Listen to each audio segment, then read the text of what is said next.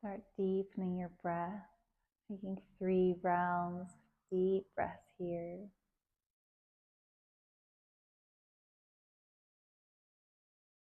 Inviting a little bit more energy into your body.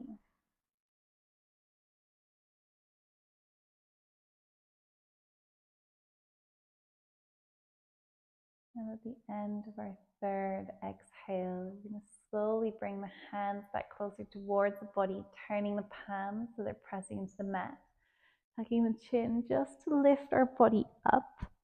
We're going to remove the blocks, the bolsters from underneath us, and come to lie flat just for a moment, feeling as we allow our spine to find its center once again.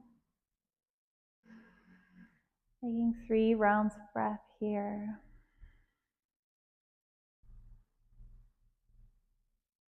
And then whenever you're ready, just bringing your knees into your center, giving yourself a little hug, maybe rocking from side to side, a little bit of love for your body, a little bit of gratitude to yourself for making time once again in your day to connect and to align